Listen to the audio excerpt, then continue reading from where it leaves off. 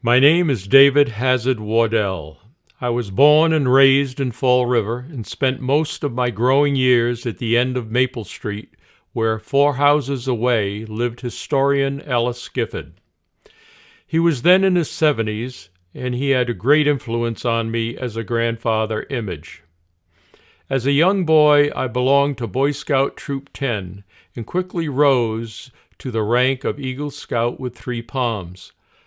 I helped organize the first Explorer post as a junior leader, and in 1953 I achieved the Silver Award in exploring as well as the Garden Country Award. The Harvey S. Firestone Medal for Exceptional Achievement in Scouting was the only award left. I asked historian Ellis Gifford if I could photograph the historical sites on his walks. Photographic film, especially color, was too slow to capture most scenes in the woods, so I submitted the project using black and white photography. Thanks to Mr. Gifford, I won the award on July 14, 1953. Soon after getting the award, Mr. Gifford asked me to find a way to retake those pictures using film for slides so that a program could be developed to bring these historic sites to the public at large. The problem of lighting for colored film still existed, but I had recently read in Popular Photography magazine about a new method called painting with flash. This involved using a tripod and leaving the camera shutter open while using 3 flash bulbs and aiming the flash first to the left, then center, and then to the right, shorting the 3 number 25 bulbs and finally closing the shutter. This procedure was followed when the light meter recorded very low light in wooded areas. So started a year-long adventure with Mr. Gifford, sometimes joined by his Appalachian Mountain Club friends to clear areas of overgrown brush and small trees. These longtime friends were Thomas Cody, Alfred Sherwin, and Robert Burnett. Since 1940, they cleared and blazed 150 miles of trails from North Swansea to and around Fall River, through Assonet and North Wartepa, by way of Tiverton to Tiverton Four Corners. To keep these trails open and blazed took years of dedication. This program was presented many times to area clubs, historical societies, church groups, and even to the annual meeting of the Fall River Historical Society during the mid-1950s, with the commentary spoken by Mr. Ellis Gifford and young high school college student operating the slide projector. To my knowledge, the program was never recorded, so it gives me great pleasure to read my mentor's written script that we performed 60 years ago using my original slides. Living the past 58 years in Connecticut, I have on occasion used this program with my own title of Our Fading Past, while the original title was Interesting and Historical Places Around Fall River. This is a map of Tiverton, Rhode Island, from the state line to Tiverton Four Corners. The square bounded on the north by Mile or Sousa Road and on the south by Bugamash Road is particularly interesting. Headwaters of a tributary of Sinning Flesh Brook, which we will follow until the main brook empties into the Nanaquacket Pond. The Sinning Flesh Brook runs from Fish Road to the Gut. In the northern part, opposite Ben Barker's house on Main Road, about a half a mile in the woods, on the east side of Main Road, was Barker's Temple, now torn down. Further down the same brook,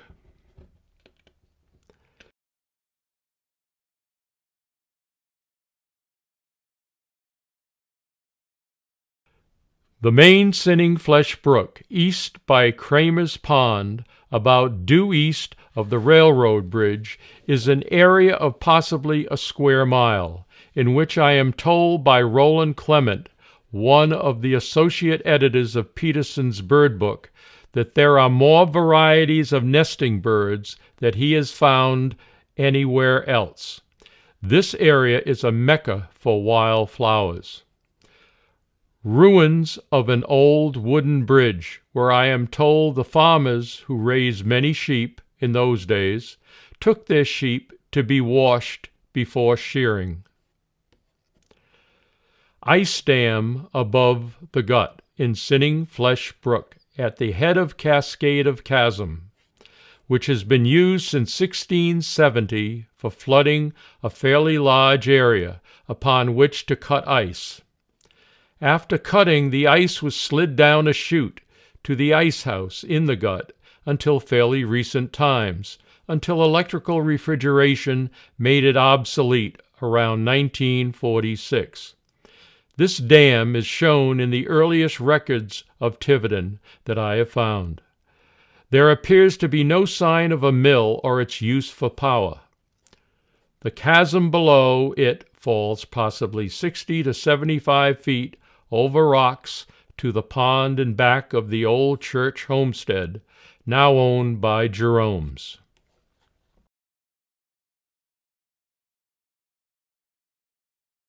A close-up view of dam and the cascading stream showing Ellis, Gifford in the background. Cascading water to lower dam.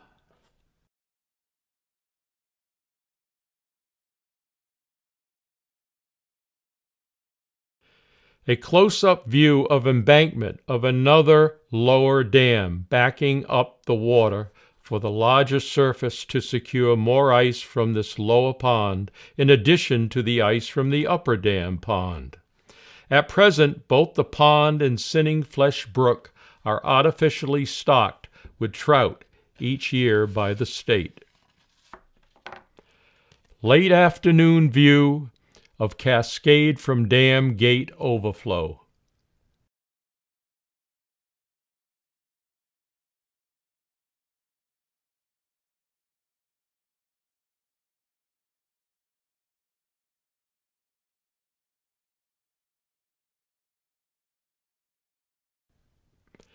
Ruins of old spinning mill on Sinning Flesh Brook just below the pond dam mentioned above and just above the road that crosses the brook going around Nanaquacket Pond on the east side.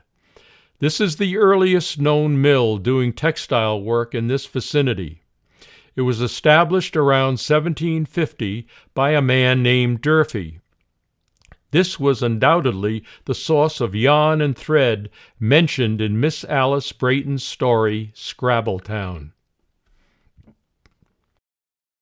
Winter view of same spinning mill. Present brook is on left. Sluiceway from mill empties into the brook at lower left of mill.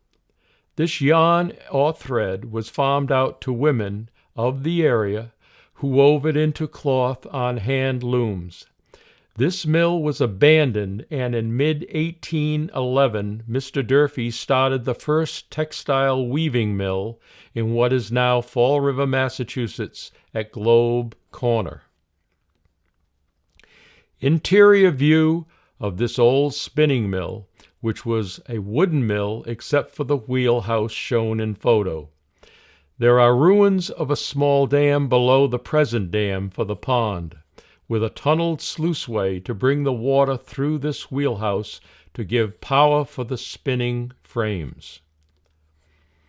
Here are a pair of millstones for grinding corn on the property, so undoubtedly this mill at some time was used for grinding corn. The wooden mill must have burned down. There are slight indications of what was probably the foundation of the mill to the east of this wheelhouse. We found a charred end of a roof beam. Oblong entrance of a sluiceway to the mill from the old small dam.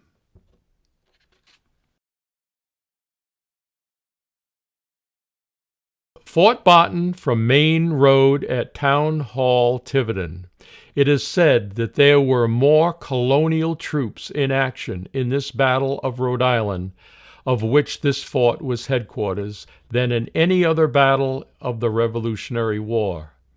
In the battle, the colonials under Generals Lafayette, Greene, and Sullivan did capture Butts Hill in Portsmouth, but had to give up the assault on Newport because a severe storm forced the French fleet to put to sea, and they finally gave up the action.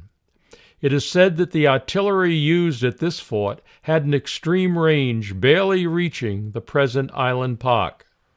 So the mobile ships with their cannon were necessary for storming a well-fortified place like Newport.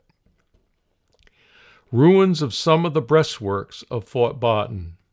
These breastwork ruins extend for possibly a half a mile along the ridge above Highland Road. The fort is now owned by the Newport Historical Society, who also owns Butts Hill. They have restored Butts Hill. Why can't this Fort Barton be restored and serve as a historical focal point for this possibly beautiful park in the center of Tiverton? Old Indian corn grinding mortar stone on the north side of path leading from Glen at Upper Dam to Fort Barton. Old grinding stone showing relative size to a man. Ellis, Gifford.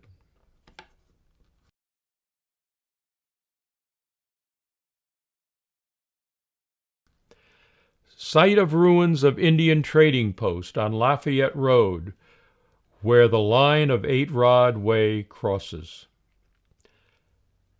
Foundation stones of old trading post established by the Plymouth colony about 1630 for friendly trading purposes with the Indians of Saconnet Point. In existence until 1670, when King Philip's War broke out and the Indians were moved onto reservations. This was probably a fort-type building with a vegetable garden in the back. A similar trading post at Buzzards Bay was restored. A close-up of large-sized stones that were used and possible entrance in lower left to the post. Interior of old gristmill on Brook. This is about 15 to 20 feet in size. The foundation is built of the large rocks as shown. This picture was an effort to show about where the axle of the wheel entered the mill from the sluiceway on the south side. Located near Tiverton Four Corners and was built in the latter part of the 17th century, as the earliest records of Tiverton show its existence. Looking up the sluiceway of the mill toward the dam, which is possibly 12 to 15 feet high, the posts on either side of the opening of the dam are grooved on the inside to hold planking to build up storage of water behind the dam. Looking down the sluiceway from the dam to the stone arch. The arch of common uncut fieldstone with no cement has stood up under heavy traffic for possibly 200 to 300 years. We have seen heavy power bulldozers go over it, drawing wagons of heavy logs. This arch is real craftsmanship. It is the wonder of all people of experience who know stone construction. This arch, if not the old mill, should be restored and kept by centering a small park or animal refuge in this area. Ruins of the Woolen mills known as Eagleville Mills. These mills, one Woolen and the other downstream on Sucker Brook to the outlet of Stafford Pond into South Watuppa, were active around 1820. The Woolen mill made fine woolen cloth. There was an exhibit of their products in Tom Kelleher's haberdashery window on South Main Street, south of Anawan Street, during the Cotton Centennial of 1911. Those samples gave the impression that this mill turned out top-quality products. This mill finally was succeeded by the Edie Woolen Mill on Jesse Street. The history of these mills is well covered by an article in the Fall River Globe in the public library. Looking at inside corner of mill with opening and floor, which was probably used to empty refuse into the stream and for ease in collecting water for the mill. Ruins of the Woolen Mill at Eagleville showing the arch, lower right, which supported the water wheel, which was still in poor condition around 1910. The large white house in the foreground was there before the mills were built. It dates back, according to the present occupants and owners, to the mid-1700s or earlier. The beams are hand-hewn, the plasters clamshell mortar, and the laths are hand-cut. It was used during the operation of the mills as a mill tenement for workers. Ruins of the foundation of the superintendent's house is just below the Woolen Mill on the west side of Brook. Formerly crude ruins of the foundation of workers' homes could be found in woods adjacent to the west. There must have been some sort of dam when the mill was operating to control the water outlet of Stafford Pond, but no ruins are plainly seen. The water rights and ownership of the mills are now owned by Firestone under agreement with Watuppa Reservoir Commission. Map of Watuppa Reservation.